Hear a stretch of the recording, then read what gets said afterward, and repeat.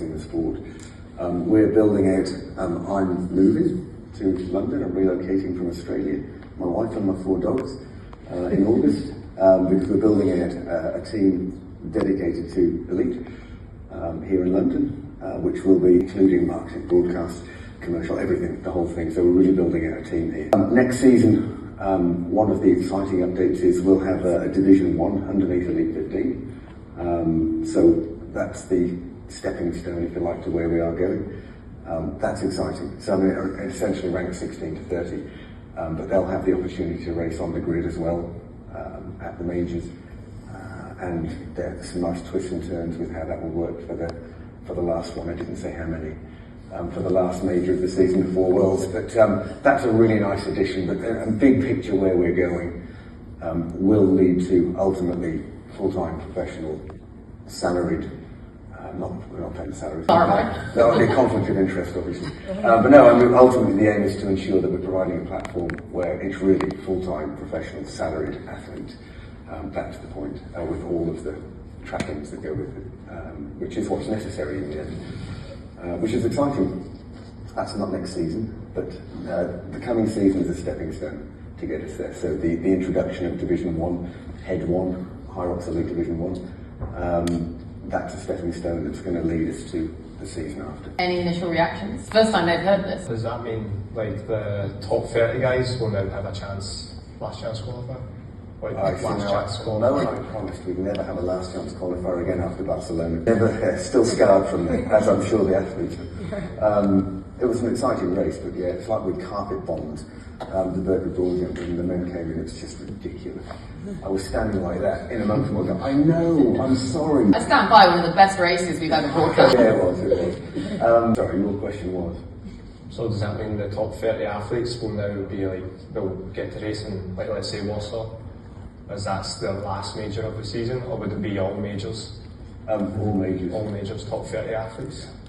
So Elite 15 and Division 1. Yeah. Same field, separate field.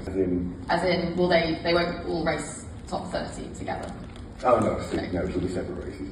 Yeah. So I could imagine a world where it's on the grid, and it'll be 4 races a day, not 2. So Division 1 will race, and then Elite 15 will race. How does that work with like qualifying spots for? Was it totally different divisions?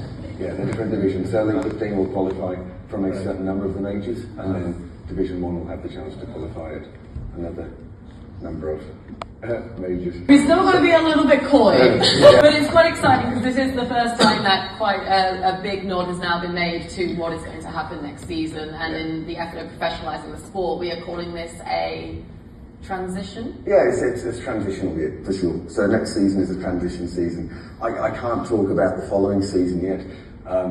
All I can promise you is it's really exciting. And it will be a huge step up for the athletes in terms of the opportunities they have available. Huge.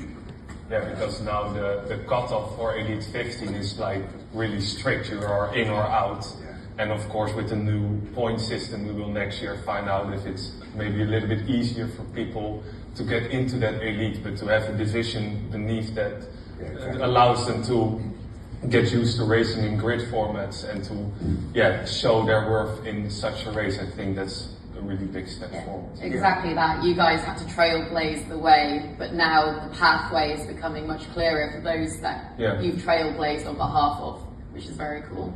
And of course that means all of your guys, clients who have ambitions to move up to the top level in the sport, have a clearer pathway to do so. Yeah, so the other thing as well, which we're very much hoping, is that next season will be where we start to really see the double specialists come through.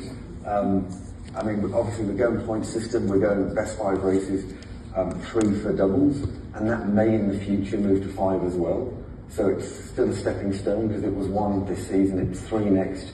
But we're hoping, especially with the same nationality, that we'll see really some specialists start to form and really just focus on doubles, and that becomes like its own sport in its own right, rather than at the moment it still has been a bit, well, it's a bunch of the singles doing doubles as well and so on. It'll be fun to see because there's a bunch of athletes who do really well at doubles but don't necessarily excel in singles, and so this is providing a platform for them.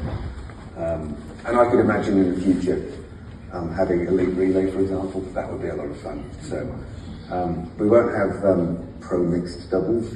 We've really looked at that, and it would make no sense. And if we use the two current world champions as the reason for why that is, if Tim and Linda were to do that, it would make literally no sense for Linda to touch anything on a workstation. She'd simply try and hang them on the runs, and that's not the point of mixed doubles in the end. So you could, yes, put rules in place to say we've got a minimum amount of work and so on, but that's also then changing the rules, which you don't want to do. So, elite relay in the future would be a lot of fun, for sure.